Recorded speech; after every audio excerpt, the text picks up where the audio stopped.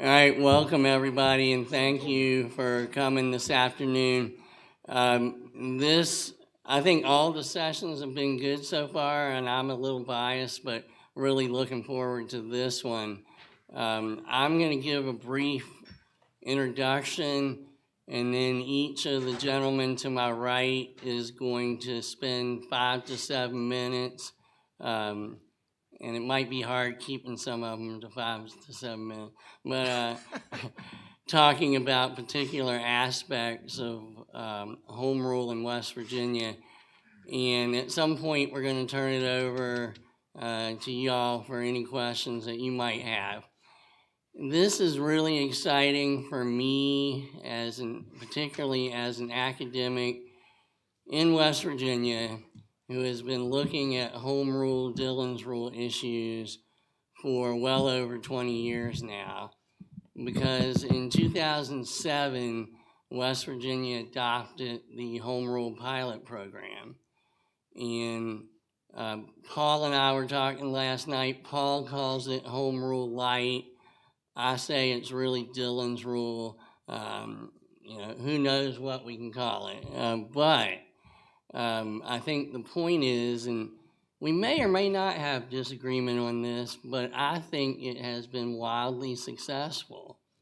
And it has been a model for at least one other state. Vermont has introduced a bill to adopt a home rule program almost identical to what is happening in West Virginia.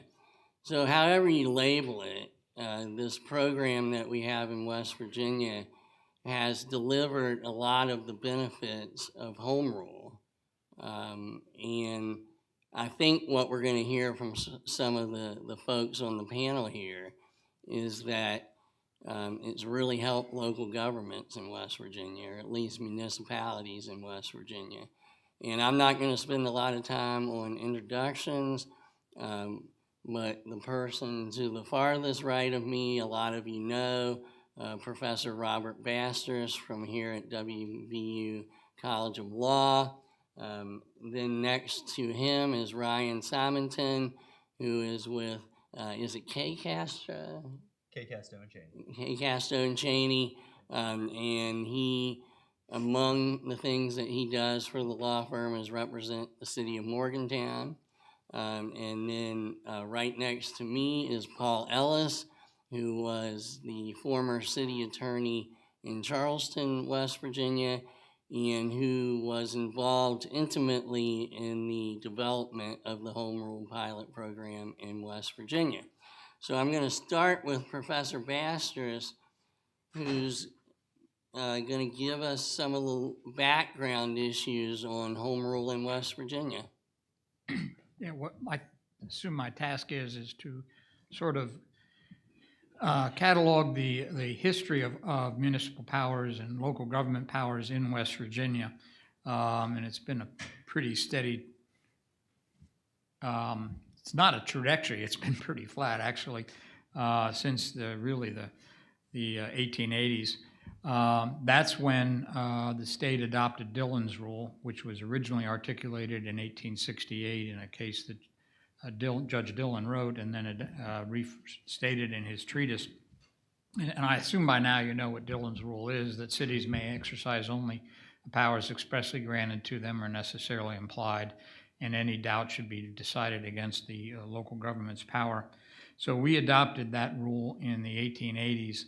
And not too long after that extended it to counties as well. So basically local governments have been under the aegis of the Dillon's rule throughout most of West Virginia's history. The state Supreme Court applied it with a vengeance in some cases, most notably a case, to my knowledge, it's the most drastic measure of state exercise of state power over local government.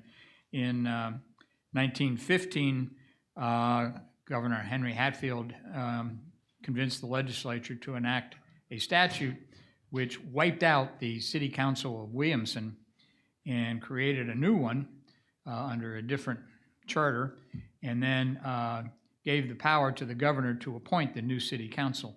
To my knowledge, that fortunately has not been repeated in the United States, although it's being proposed by this year's legislature to some extent. That's another story. So that case was Booton versus Pinson, which would not survive what we enacted, because hopefully would not survive what the state enacted in 1936, which was Article 6, Section 39A of our state constitution, which was entitled Home Rule for Municipalities. And it did a number of things, but among them was to take away from the legislature the power to enact city charters for towns or cities over 2,000. The old Constitution had already prohibited it from enacting charters for towns under 2,000. So now the creating city charters remained with the cities themselves.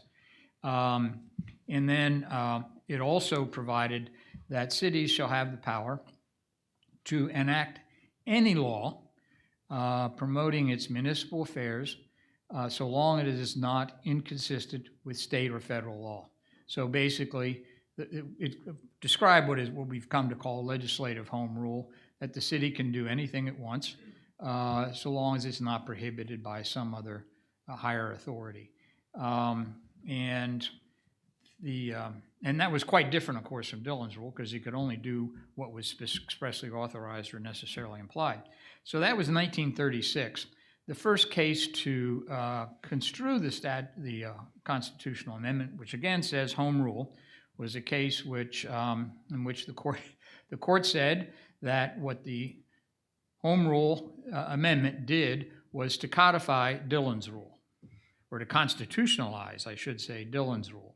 So now it was being interpreted as essentially a limitation on municipalities as opposed to an expansion.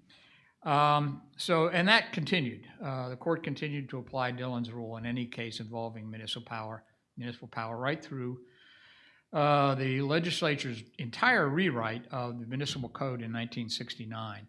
And that rewrite did a lot of things, but for our purposes, it enacted a number of provisions which presumably were attempts to try to implement what was the literal meaning of Article 6, Section 39A. The provisions included Section 817, which said that the provisions of this chapter shall be given, meaning the municipal code, shall be given full effect without regard to the common law rule of strict construction, i.e. Dillon's rule, and particularly when the powers are exercised under a city charter. So the powers shall be given full effect without regard to the common law rule of strict construction. And other provisions said that the cities may make and pass all needful ordinances, bylaws, resolutions, etc., not contrary to state law or the Constitution of the state. A clear adoption of Article 6, Section 39A, and there was another section, 812.2, which basically said, here's a home rule, we want a very broad interpretation of it, and we want you to give it a full effect, and then it had a very elaborate definition of what home rule powers were. So the first case after the 1869 statute was a case called Rogers versus City of Charleston, which drew into question the City of Charleston's entry into a contract for sale of property. South Charleston owned some property along what became Corridor G. It was quite valuable, and it entered into a contract to sell. There was a state law which said municipalities shall have the right to sell and buy real property. So South Charleston entered this contract to sell in the future if Corridor G materialized. And the Supreme Court said, well, yes, the 1969 rewrite of the municipal code, and particularly 817, was designed to loosen the common law principle of strict construction, but not to eliminate it. And then the court went on to conclude that because the legislature had not given the express power to enter into a contract to sell, but only to enter into purchases or sales of real property, it lacked the power to do so. So it was, in effect, a an application of Dillon's rule, really with a vengeance, that you have the power to sell property, but not to enter into a power to sell it, a contract to sell it. And the court continued after that to recite Dillon's rule as the law in West Virginia with regards to municipal powers. And then we reach the last case, next to last case, was a case called Mcallister versus Nelson, which dealt with the ability of Huntington to create a mayoral veto, even though it was not expressly authorized by state law.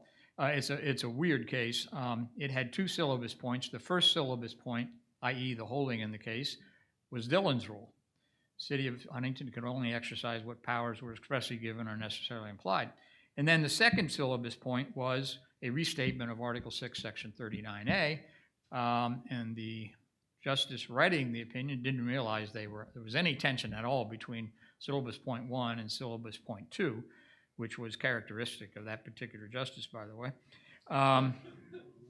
And then we get to the most recent articulation of this was a case called Robinson versus City of Bluefield in 2016, which again applied Dillon's rule, cited Dillon's rule throughout the opinion, never even recognized the existence of Article 6, Section 39A, and said that even though there was a statute authorizing cities to regulate and, if need be, eliminate dangerous animals, it could not survive a similar grant to counties for citizens to petition counties to put to rest a vicious dog, and that preempted, in effect, the city's powers. Again, applying what it described as Dillon's rule that was probably somewhat different. So this history of this, really what is judicial nullification, I mean, it's the most stark case of judicial nullification of a constitutional provision and what are clear expressions of popular support for broad interpretations of municipal powers, I think led to the efforts by the Municipal League in 2007 to initiate the Home Rule Pilot Program, which eventually became a permanent program last year.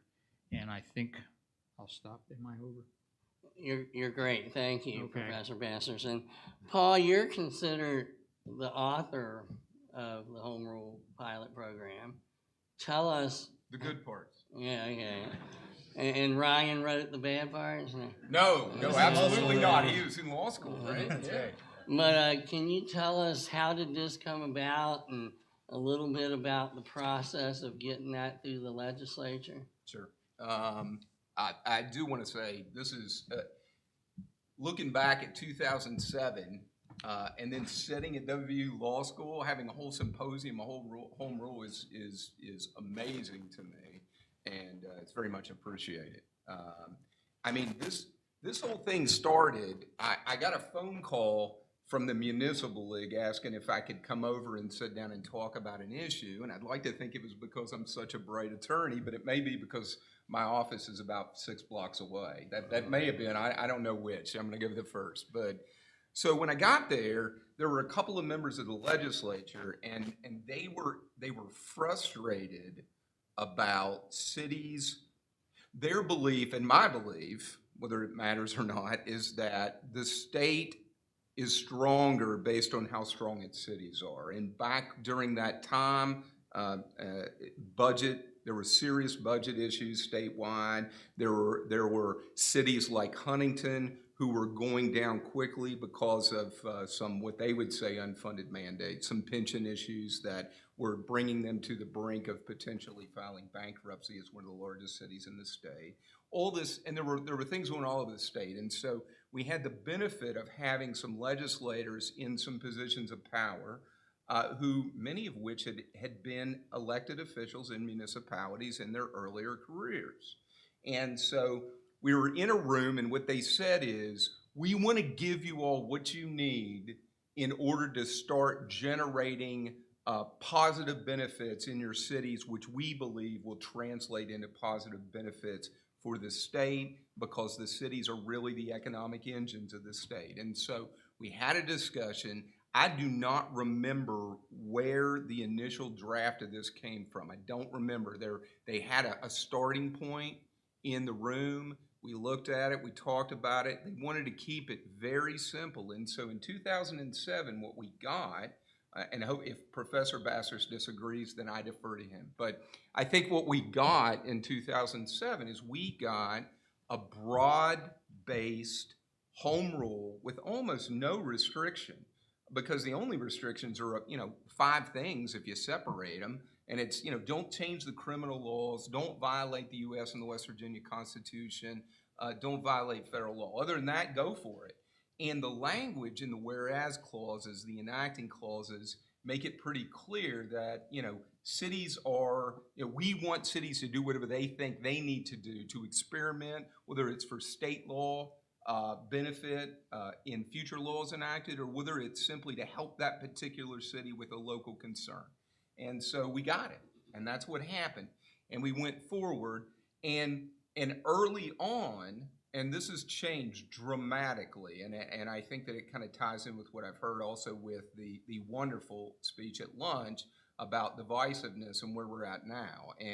But early on, this is a very good example. You just cut me off when you're done. I mean, it is a very early example. I figured that would happen. Charleston, one of the things that we wanted to do up front was we said, hey, look, we've got a serious urban deer problem, okay?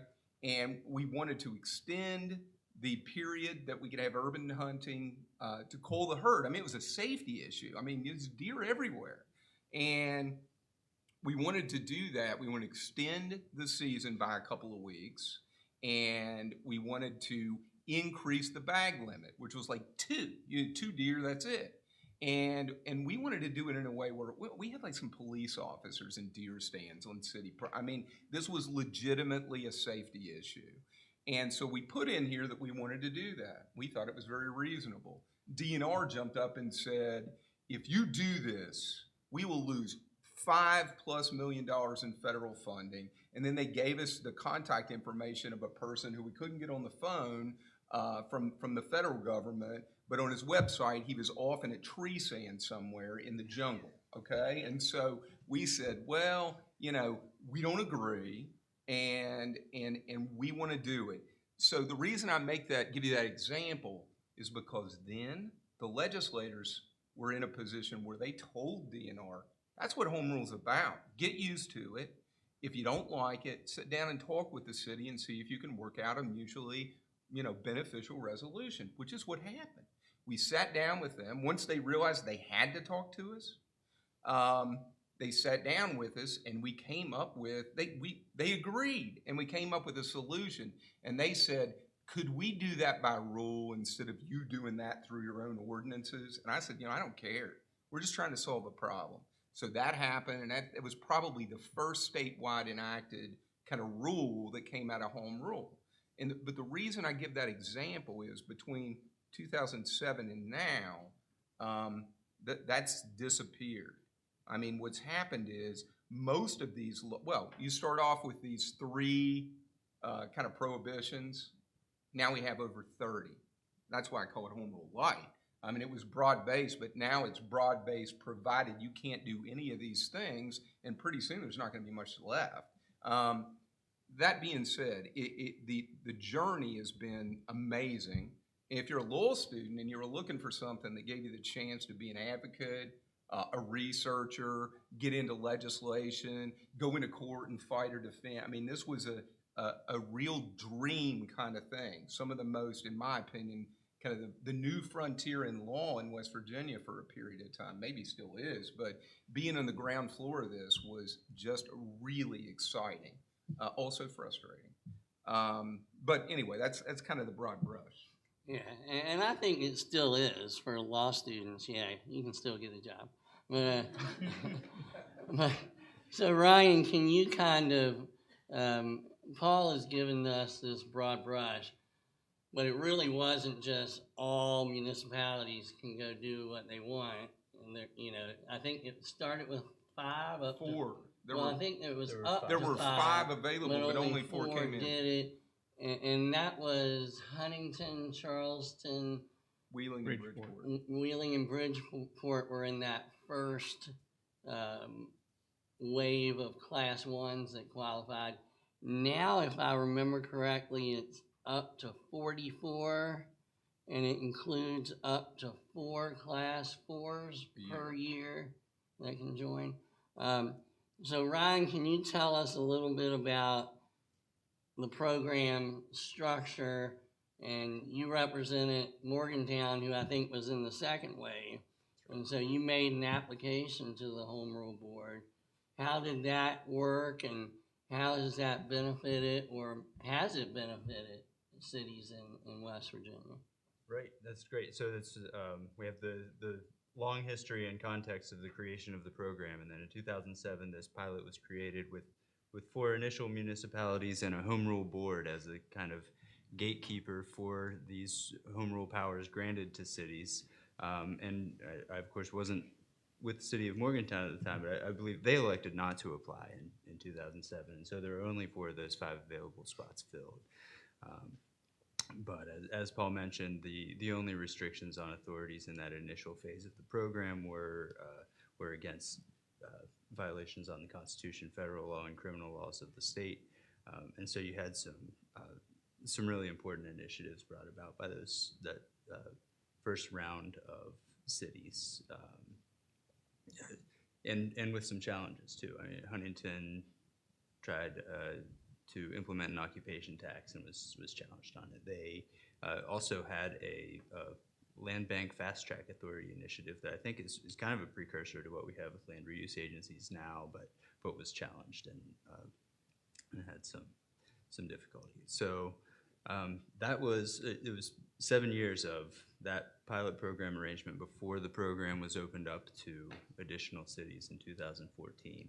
And so phase 2, Morgantown did participate. I forget exactly how many it was opened up to then, and Paul may recall. 16. I wasn't yet representing the city, but they applied and were admitted.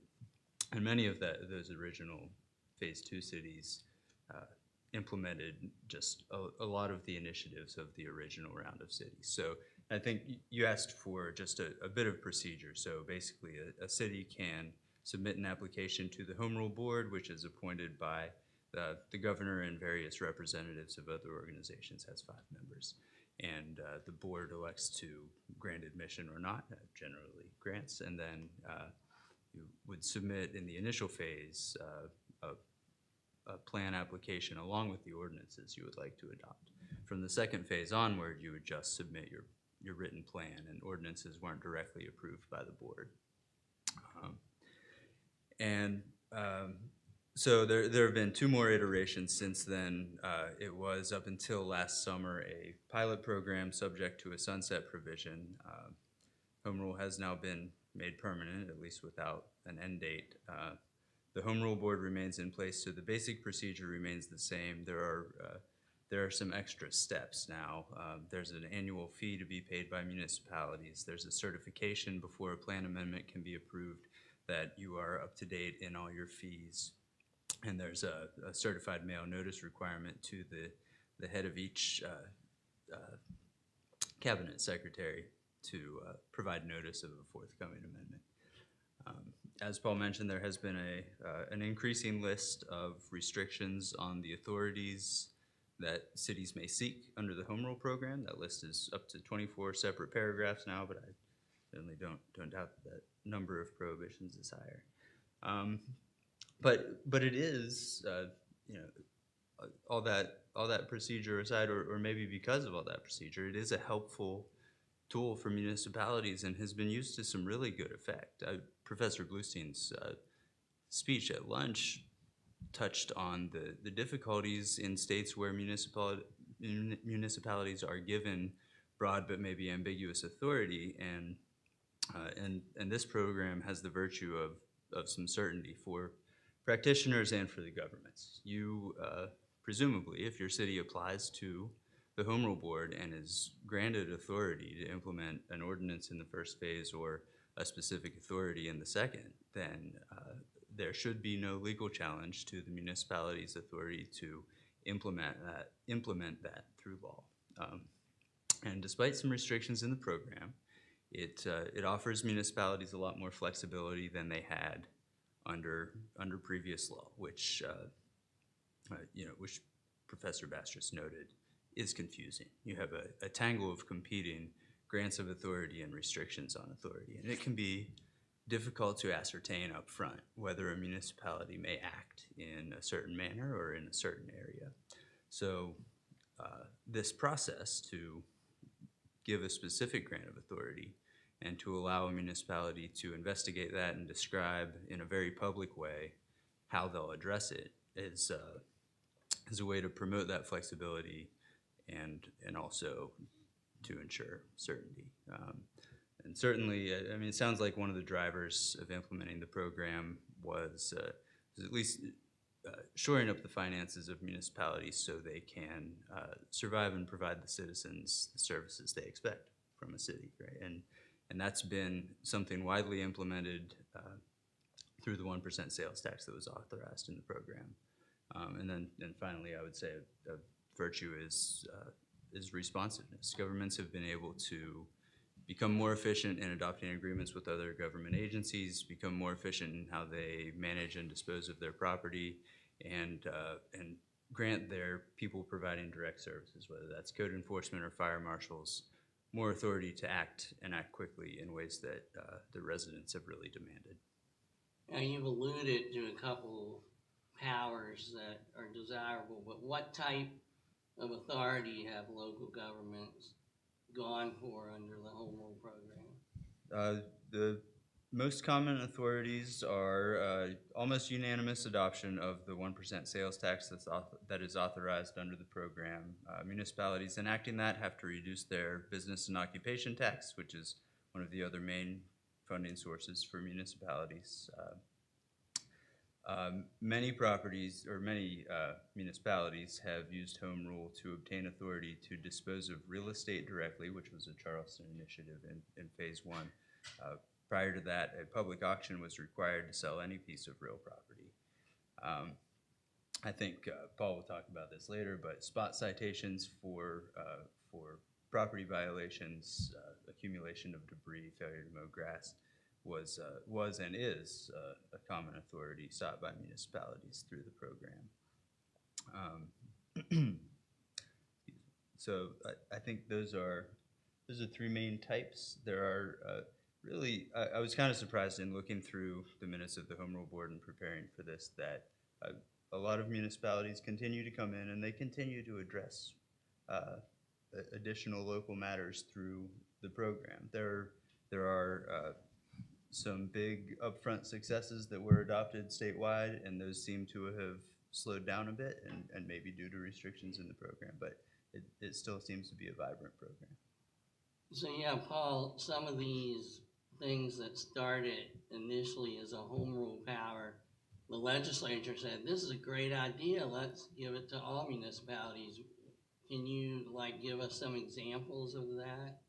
Well, I would say, so if you talk to a new say going back to 2016, 2017, you talk to a new legislator and you say, are you familiar with Home Rule? And they'll say, yeah, you mean that 1% sales tax that cities have?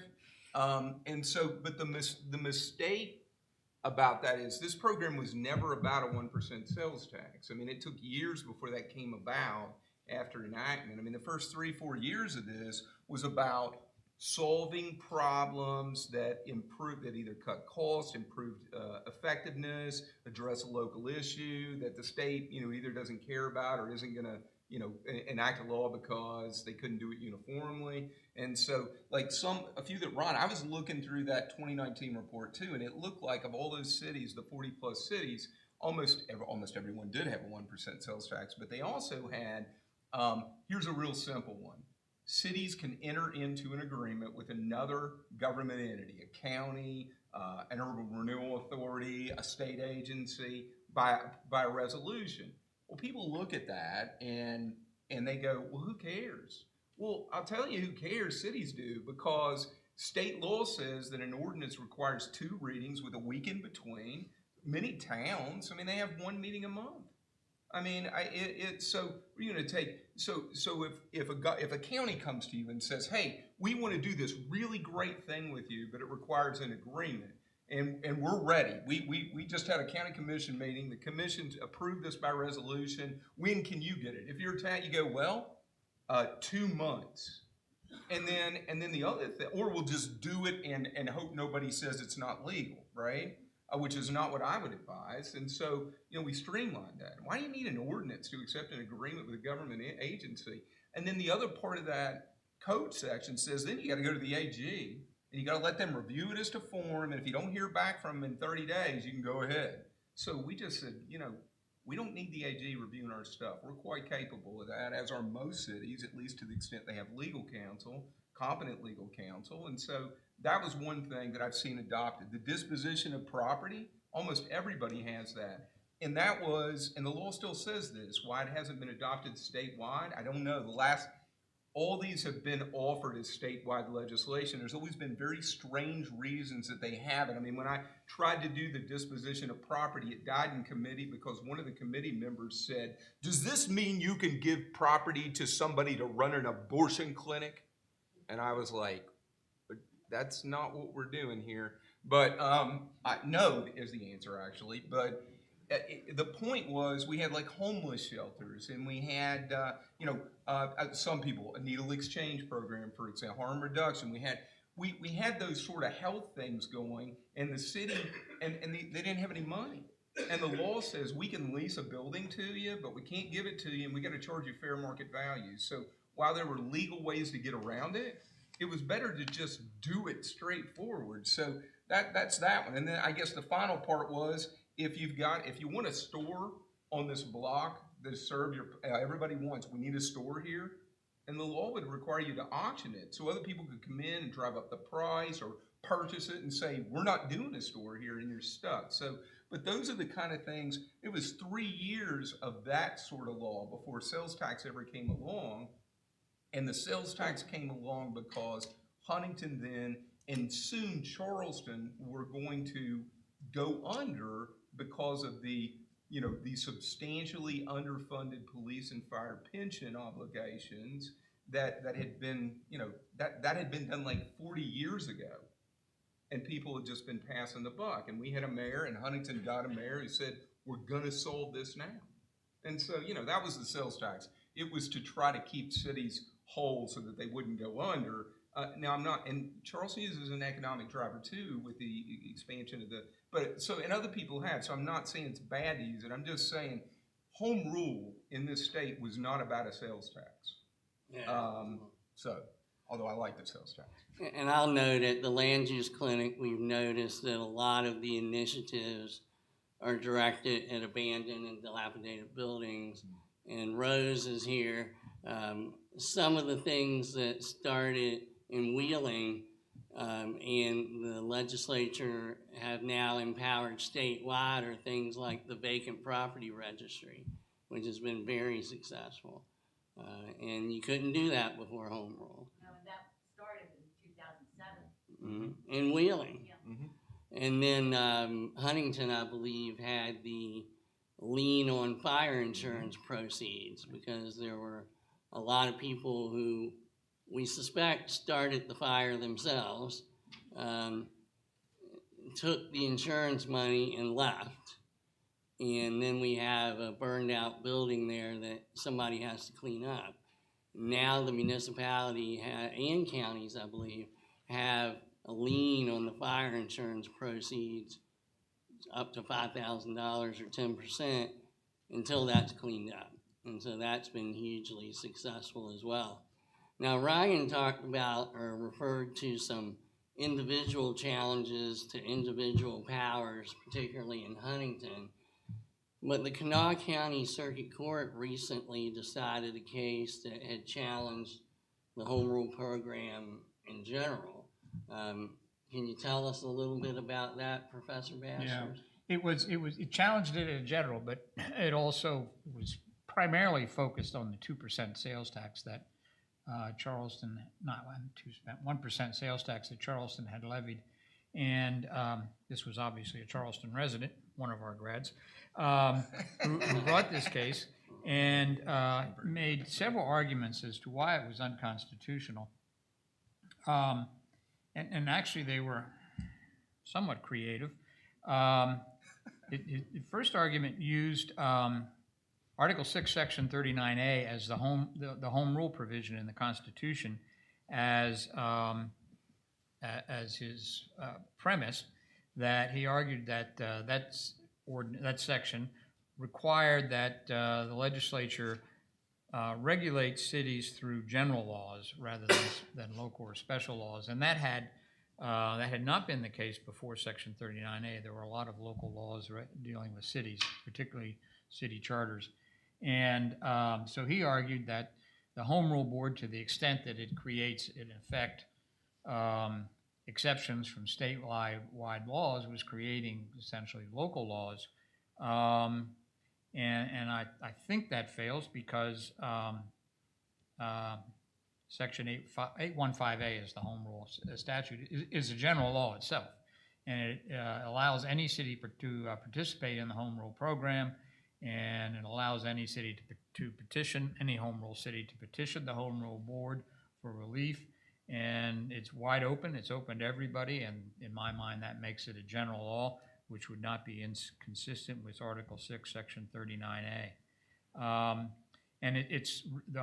And the particular tax provision in 815A allows, it's a specific provision allowing cities to request a Home Rule Board to allow it to enact a sales tax if it reduces its B&O tax. And that's no different from the preceding statute, which basically said the local city can enact a sales tax if, in that case, 813C4. In that case, you had to eliminate the B&O tax, but it's the same principle. The city, it's up to the city whether they want to take advantage of what is a general law. The plaintiff's second argument was that, again, relying on Article 6, Section 39A, that cities may not enact laws that are in conflict with state law. And his argument was that, well, if Home Rule Board grants basically a waiver or an immunity from a state law, then that's creating a local law which is in conflict with state law. And I think the circuit court's response was, well, no, it isn't, because state law created the Home Rule Board and authorized it to make exceptions to state laws, and therefore, by virtue of the Home Rule's authorization, the local law is no longer, is not in conflict with state law. And then there was a very strange, or not strange, novel argument that the legislature was in fact delegating the taxing power, and the Constitution does impose through Section 39A limitations on the state's ability to confer taxing authority on local government, on cities in particular, and that while giving cities a lot of local power with regards to regulatory authorities, the section said you could only do what the legislature specifically provides for in terms of taxation. And historically in this state, the ability of local governments to raise enough revenues to survive has been very, very limited. In fact, there was a study done by ACER, and I forget what that acronym is. Do you remember, Jesse? ACIR? They do a lot of research on local government powers, and they ranked West Virginia as 49th or 50th in the ability of local governments, and particularly cities, to raise revenues. So the cities in this state are really hemmed in. And because of some state law provisions as well as history, this guy argued that the state could not delegate the ability to create different taxing authority to the Home Rule Board, and unfortunately had no authority for that position. And I've never heard of such a limitation on the taxing power, that it cannot be delegable to some other authority.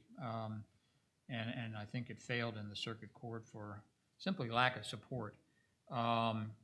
And the opinion also, or the petition also made some arguments about citing two provisions in the state constitution that by allowing these sales taxes, the Home Rule Board was authorizing violations of Article 10, Section 1 and Article 10, Section 9, both of which require taxes to be uniform and equal. But those provisions apply only to property taxes. They have never been applied beyond that. So they would have no application to sales taxes, and in any event, the taxes are equal. They're 1% of any purchase. For those reasons, I think this challenge failed in the Mcallister court, and appropriately so. And I'm glad, because I think it cut off a rather novel approach to home rule. And the novelty is in the creation of this Home Rule Board and the ability to get an immunity from state laws, which is not characteristic of other home rules that have come before.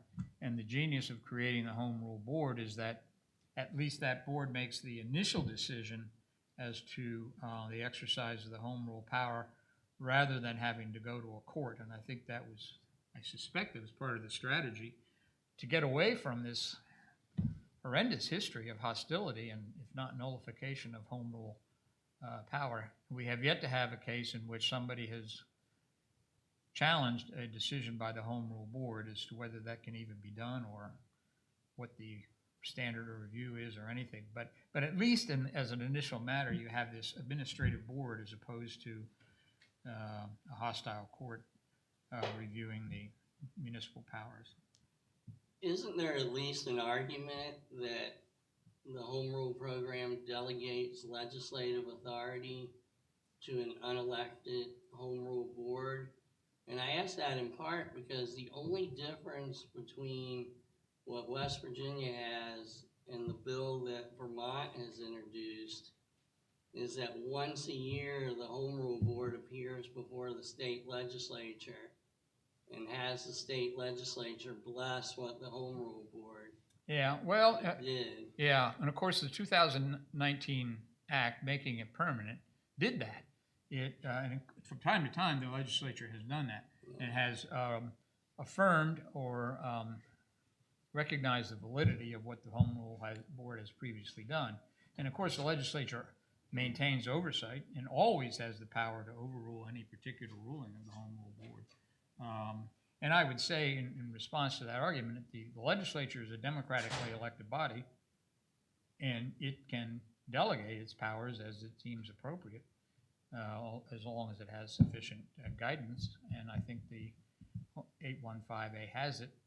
And as I said, the legislature can always overrule the board if it wants to. And I think another positive aspect of this program is that it recognizes that local governments have local problems which may differ from statewide concerns.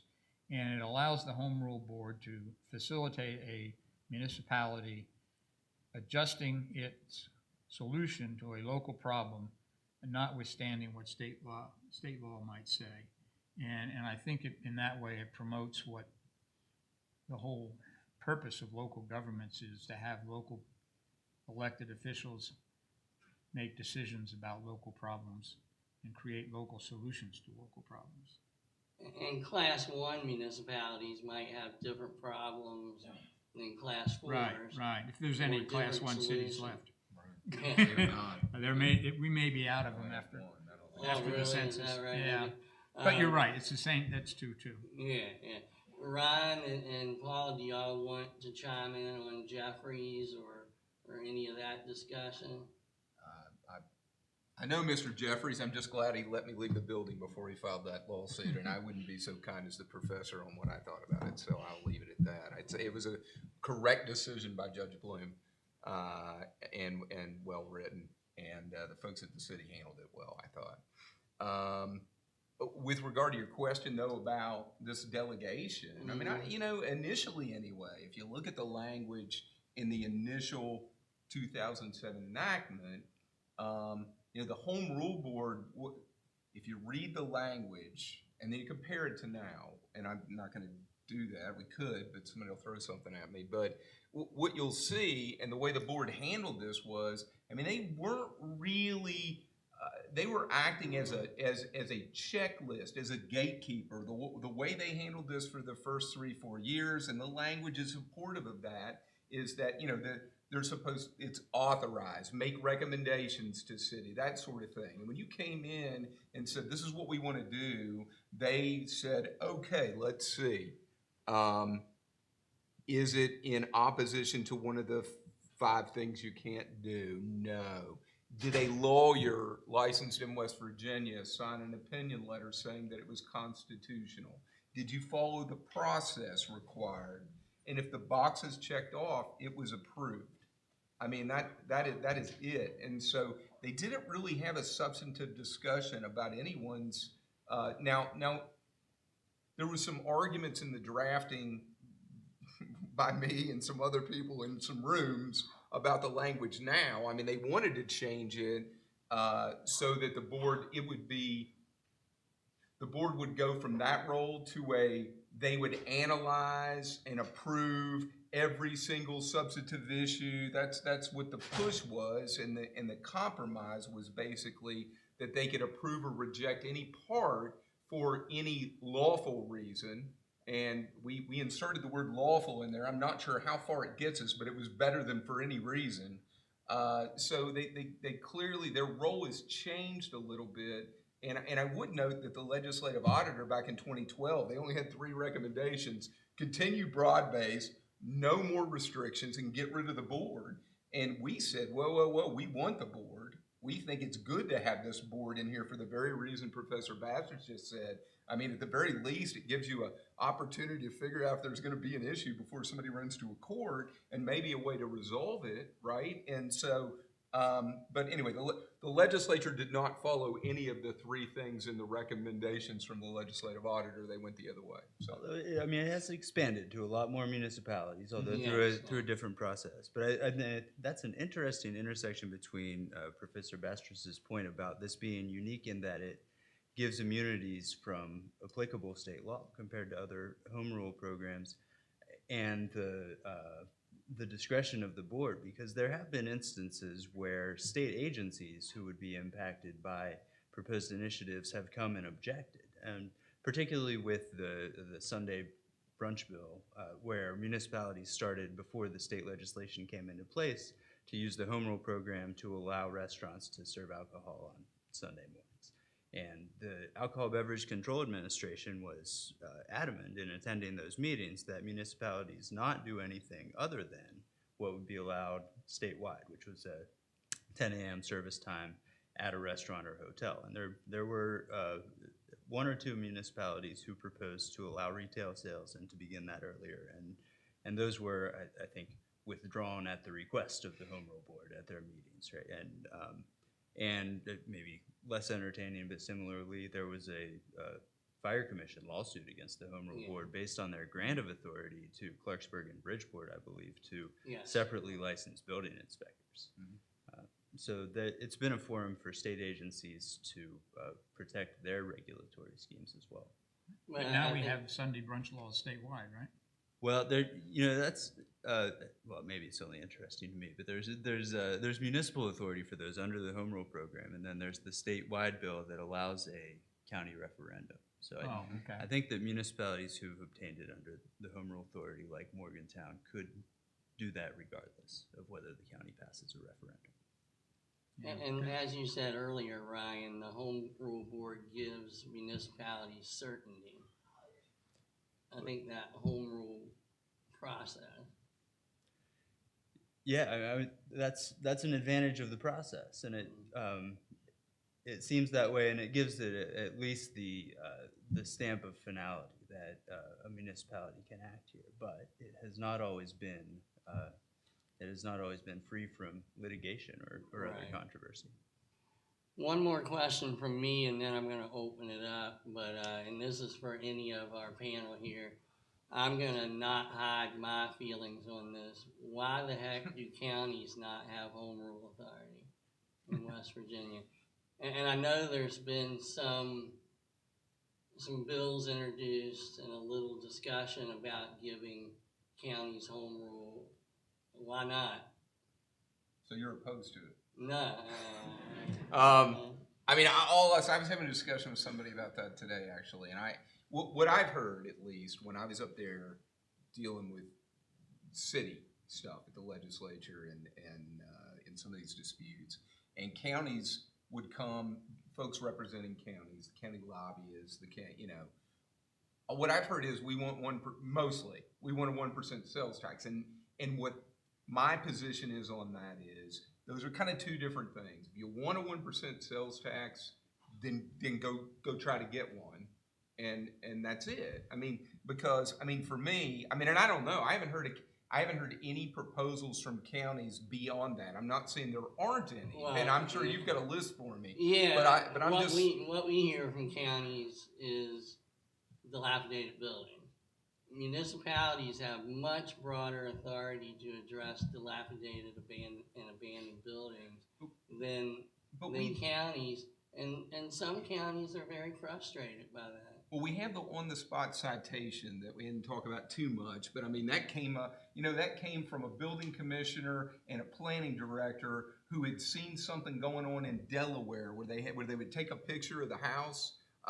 And then they would do what is essentially the same as a parking ticket in legal effect, because when given after notice to repair and no repair, it operates as you're guilty, but you can appeal for a fine. And the reason that hadn't been passed state law is we couldn't get enough legislators to understand that is legal. We even brought case law in; it is legal, and we couldn't get it. But in any event, that's where that came from, and it's been very helpful. But as you know, because we wouldn't have been able to do it without you and Kat, back in 2016, we actually passed statewide law that is the main law that cities use. 81216 is what cities are able to rely on to that fast-track dilapidated building demo.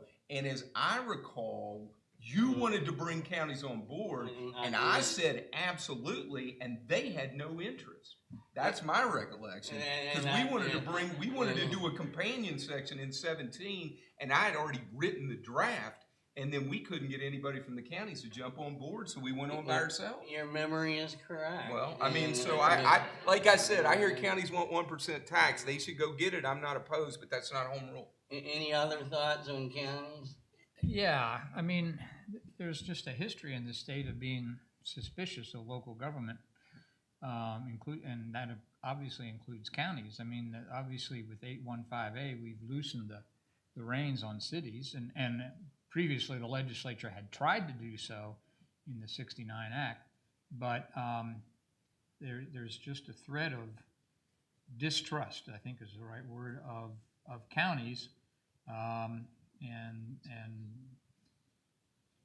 their administration and their what would be a temptation to raise revenues, and they've been constricted because of that history. And that's the number one opposition to home rule that I hear from citizens is they're just going to raise my taxes. Right. And I mentioned earlier about the ACER report on cities. Counties were just as bad in West Virginia in terms of their fiscal flexibility. Yeah, and I have heard from some counties that they don't want it because the fear is that then the state will say, well, now you have all this authority, here's some responsibility, and we're going to impose some more duties on you and not give you the means to raise revenue. So the distrust runs both ways. It does, it does. And I have to say this, one local county commissioner was quoted in the newspaper as saying, only a moron would think that home rule would help counties. It's like, dude, it's voluntary, Okay, now I'll open it up. Do we have any questions from down? We got at least one down here, Gabby.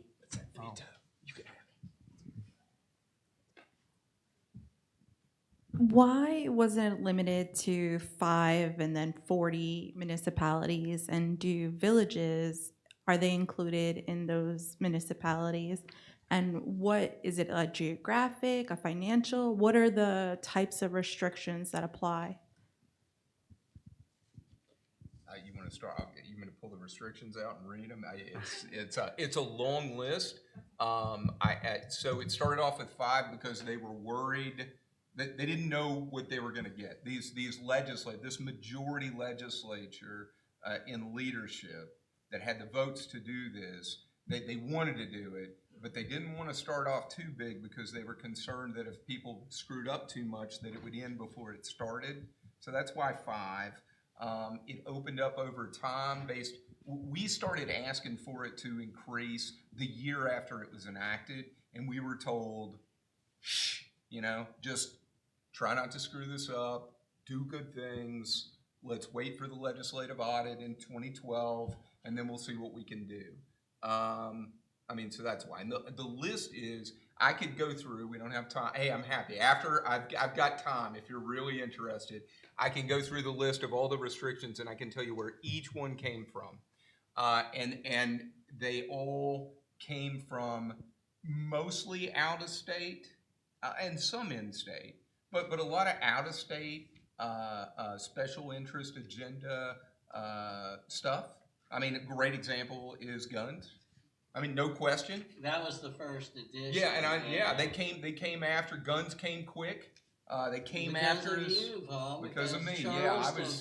So it started out with you can't violate the United States Constitution. You can't violate the state constitution. You can't decriminalize something that is in the criminal code, and you can't make your own marriage and divorce laws, basically. That came later. Was that later? Yeah, that's later. That's And in then the first Charleston banned guns on public property, and then the next time they go, if you ban guns, you can't participate in the home rule program, basically. I think you had a choice. You could ban guns. No, what happened is, you're going to take us into a half hour. What happened is, Charleston had a wait period and a 3-day wait period that was enacted in the 80s. And what happened is, and I suggested to somebody yesterday what impact Citizens United had on all this and the related. But what I can tell you is around 2010, the amount of money that was pouring into this state from pro-gun interests, local and out of the state, the local groups, the influence just was. One day I heard from them and we said, no, thank you, we're fine, what we do is lawful, and nobody would listen to them. And a year later, all of a sudden, I'm being told you better change this law or we're going to gut your laws and we're going to gut home rule by people who could do it. So, it was almost an overnight change. And what we had is we had a waiting period and we had a 1 gun a month limit in our city purchase. So it wasn't like, okay, what happens when I walk into this city? Do I have to do something different? That was not the case. It was not a uniformity issue. And so we ultimately said, we'll change it because they came up with this crazy law that passed that said, in part, we can't keep guns out of rec centers and Head Start programs. And it passed. And so, it's not about can you have a gun or not, or it's about a city runs a Head Start program with children, with a school bus and a school sign, and they passed a law that said we had to let guns in there, anybody who had one. So that's what happened. And so I told folks, don't worry about it, because we'll use home rule and we'll just go right around it. And so the very next year, before we could even enact something, the gun lobby had already figured that out because they're not dumb, and they came in and they threw it into the home rule to close the loophole. So that's what happened on guns. So. Yeah, I think you also asked whether towns could take advantage of it. Yes, can villages participate? Yes, What yeah. are the requirements on the municipality to participate in the home rule? Yeah, the latest version, the 2019 Act, towns under 2,000 prior to that could not participate, but now the board can approve for a year. And there are some Class 4 towns that, in fact, are home rule. I know Harper's Ferry is, and some others. So, and they can expand by 4 a year, and there are no limits on classes 1, 2 or 3. And Ryan had talked about the process a little earlier. Do you want to, you apply? Sure. The applicant municipality will prepare a proposed home rule plan, and that home rule plan has to identify the state laws that are limiting it, what it would like to do, and how that's constrained by state law, and how home rule is a solution to that problem. And you adopt, well, you publish 30 days notice of a public hearing in the newspaper, and then you have your council adopt an ordinance authorizing submission of that plan to the home rule board. And now you also pay an annual fee. I think it's $2,500. But aside from that, accessible to Class 4 towns just as well as larger communities now. Except that Class 4s are limited to 4 added per year. 4 year. Are 1s, 2s, and 3s, it can be as many as? Right. Yeah, It's okay. open to all. Right. And I heard some of the larger cities were at first hesitant to allow Class 4s in because they questioned whether Class 4s had the capacity or whether they might do something crazy that would ruin the whole program. And you didn't tell me this part. No, I was of the mind that I the heard that larger on the cities are more street. likely to ruin the program than the small ones, as long as they got good legal counsel. But I think there was a concern, but I'm not sure. It wasn't municipal concern. Well, it's similar to how other states deal with home rule, right? Where Right. you have larger cities as your home rule municipalities and smaller communities as statutory cities with just a defined set of authorities. But I don't know the initial reasoning for it.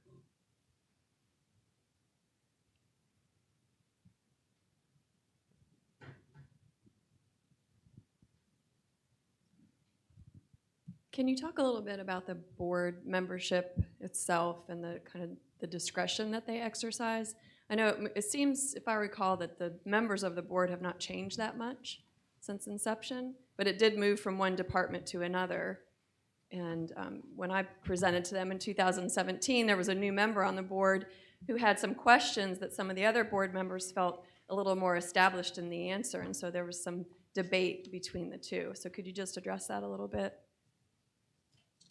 It was initially run out of the, so there was no funding, right? And one of the things the new one does is provide some funding to the board. So they were operating without funding, and under Governor Tomlin, the home rule board support staff was being run out of Commerce. And so, and who are focused on economic development. I mean, it made a difference to me in the dealings, and I'm not saying everybody has done a good job in my opinion, especially with no funding. But initially it was Commerce, and the language was such that, again, it was a checklist. Governor Justice, and I was just passing Professor Bastress earlier, I don't need it, but I was just passing, the fact that in 2017, when we had a permanent solution to this, and we were trying to fix that lawsuit that was in front of the Supreme Court that had been continued, and we rushed and put some language in the law to say, hey, everybody, will you please dismiss that lawsuit? We're going to fix it legislatively. And then Governor Justice vetoed the bill. And so, and why I say that is he sent this over to Revenue, and so it started being run by the Department of Revenue, different people, different focus, money focus. And things were just different. And I think that's probably what you experienced. I mean, some of the appointments that were in before were replaced by the new governor, and they were real uncertain. They didn't know much about this. They hadn't received the education, on-the-job education when it started up like the other folks. And they were just they wanted to make sure that they were doing the right thing before they did anything. I mean, I think they're doing a good job. It took them a little while, and they wanted money. They want resources. They didn't want to have to staff this out of a back room of Revenue or Commerce. I didn't blame them. Just for what it's worth, the cities collectively through the league that we're in, as far back as 2015, had already offered to pay.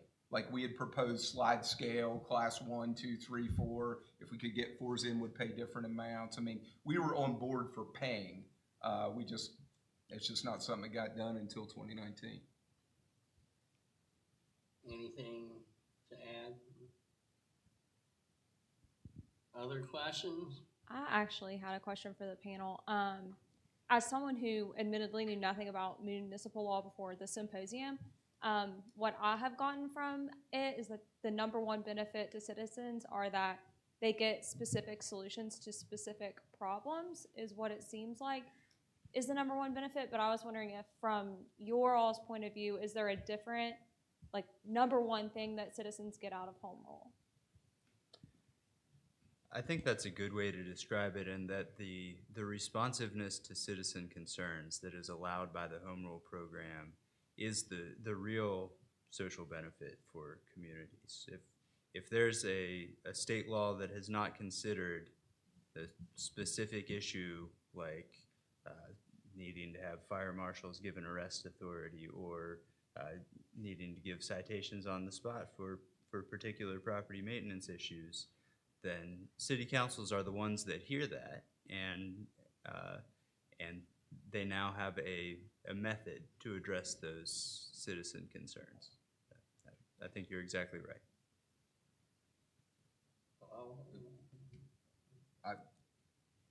Look, I believe that that government is best at the local level. I mean, that's my experience, that's my personal belief, but that's a great reason to have home rule, but that's not what the most important thing of it is here now, in my opinion.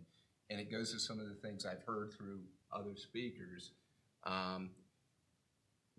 Cities used to have a seat at the table when laws were being drafted that impact cities and the people who live there, who choose to live there.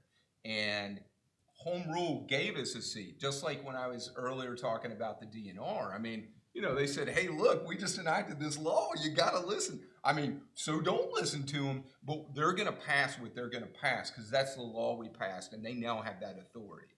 And that forced the DNR folks to just stop that. The state always knows best. We said so, and that's it, right? And they couldn't do that. So they had to work with us. And the end result was a really good one, and it was a win-win.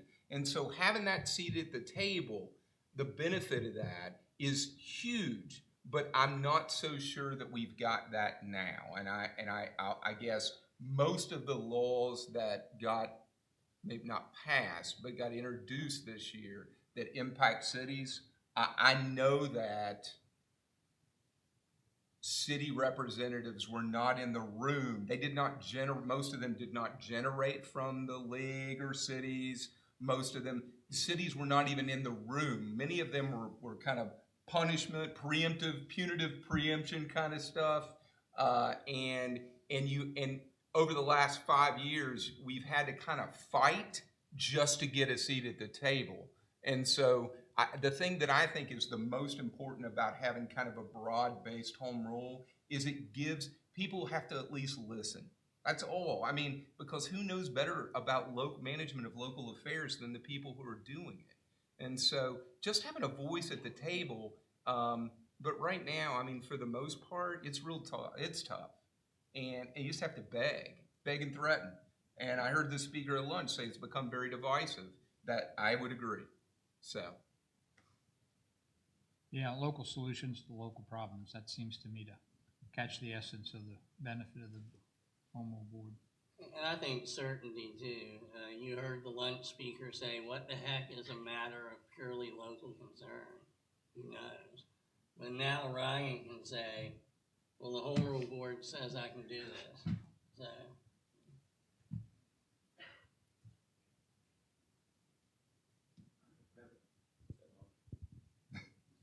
I don't have a question. It's on too much.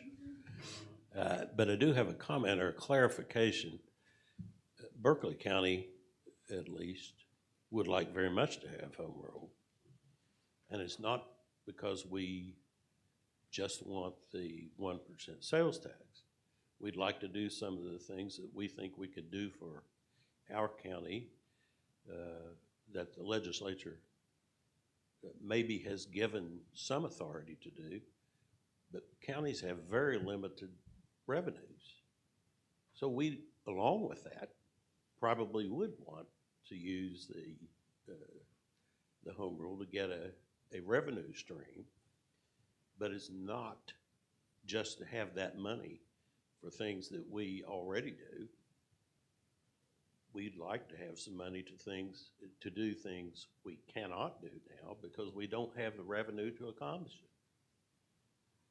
Well, and I'm with you, and I think you need to talk to the Association of Counties and the Association of County Commissioners and see if you can move it forward. Yeah, I think the Eastern Panhandle is the classic case of a region of the state that has issues totally different from the rest of the state. I mean, we're not concerned with urban sprawl in McDowell County. And you just have a different set of issues, and of course, home rule would make a lot of sense for the eastern counties, or even the Potomac Highland counties are totally different. And that's part of the problem we've had for a long time. The overwhelming number of legislators don't really recognize that the Eastern Panhandle exists, much less that it has. You keep trying to different succeed. issues.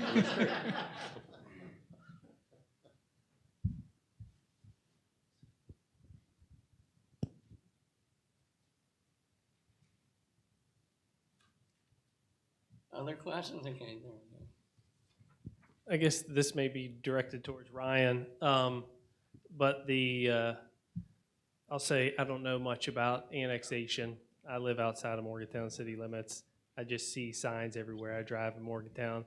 But now that I know about this 1% sales tax that the city of Morgantown can get, I mean, is that one of the driving forces behind why you're trying to, or why the city of Morgantown is trying to annex all these additional businesses and, I mean, create a bigger revenue stream? I guess, what is annexation, if that has any play with home rule? What does that do to benefit the city of Morgantown?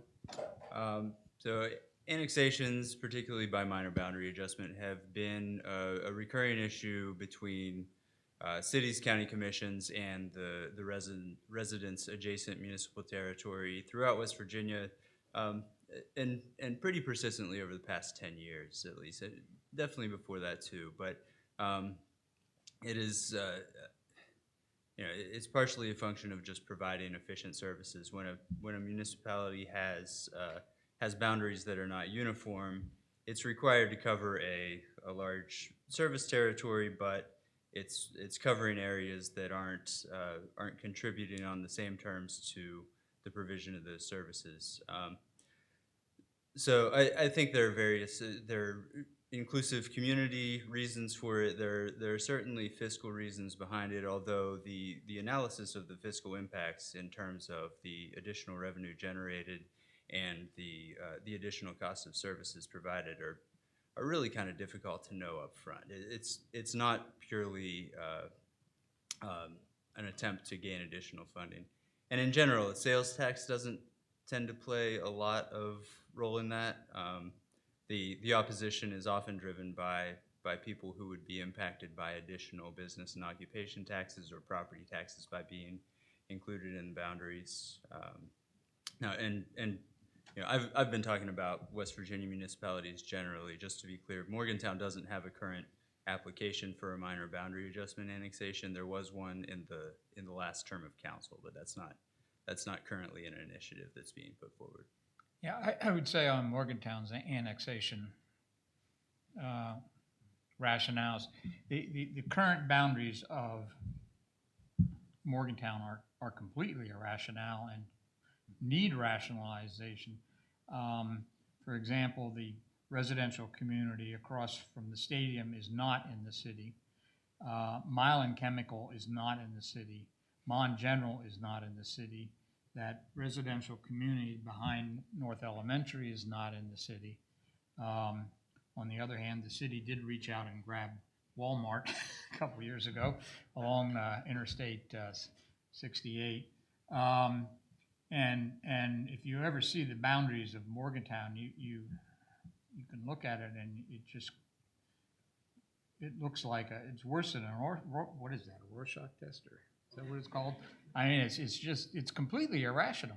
And if you listen to the speaker at lunch today, who spoke about North Carolina annexation, which in fact was probably the most liberal annexation program in the country for quite a while, and was much applauded by urban experts, particularly Rusk, the former mayor of Albuquerque, who has been advocating liberal annexation laws. And one of his primary examples of the way to build cities was the way North Carolina did, and the tremendous progress that had been achieved in the Research Triangle area and in other North Carolina cities who prospered because of easy annexation.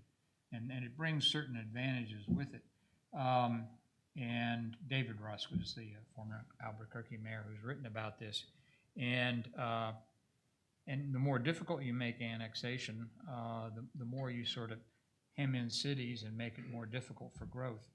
So there are a lot of reasons why we shouldn't be tightening our annexation laws like the legislature did this year rather than liberalizing them, in my opinion.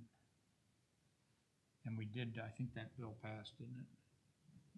So Jared, do you want the last question? All right, yeah. All right, so if I know Jesse well, he's already planning the next Home Rule Symposium for 10 years from now. Actually, next year, Aaron.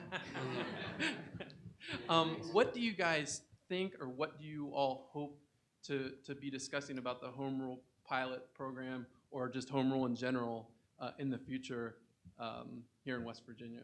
That was going to be my last question anyway. What's the future of home rule in West Virginia and across the country?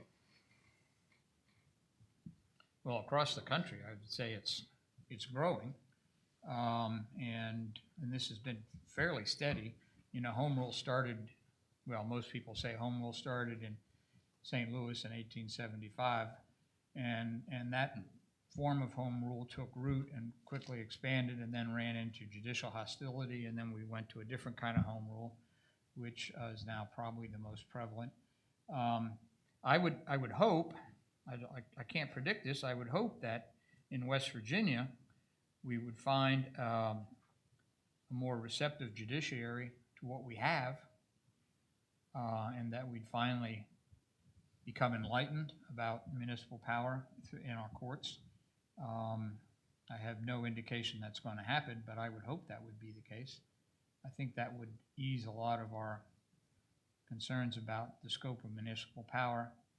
And I think we need to look at local government revenues in the state, which are both complex in their explanation and in their solution, but they're clearly a major problem for local governments. And I would like to see a loosening of 815A in terms of the prohibited subjects. Some of them make a lot of sense. I mean, some of them are just statewide subjects, like we don't want cities granting divorces. I get that. Some of the exceptions relate to good government, and that seems appropriate, that you can't have cities qualifying open meetings laws and FOIA and so forth. So the fact we have, what, 23, 33? 23 exceptions, I think. 30. If you count, there's multiple ones in some of Oh, those okay. sections. 30. I counted last night. I mean, obviously guns. I mean, what are you going to do in West Virginia?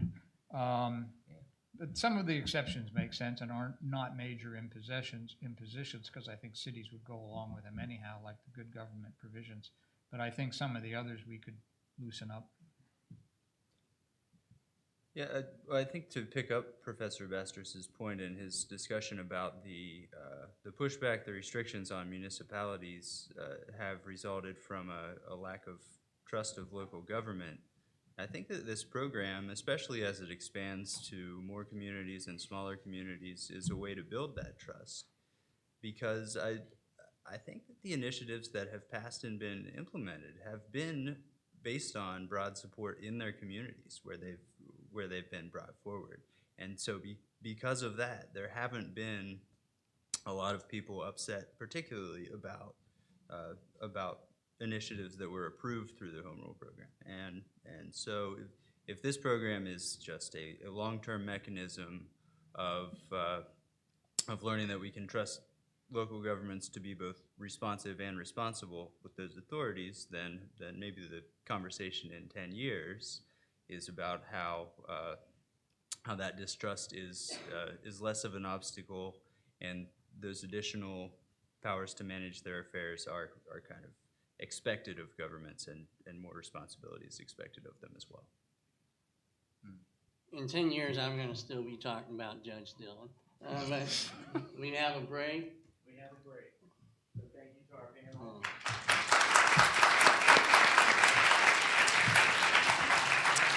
You don't want the veto? We do have another break. We'll start again at 2:50. This is the last real break before, so there will be a panel and a speaker at the end, and those are butted right up to each other. So if you need a break, please take it.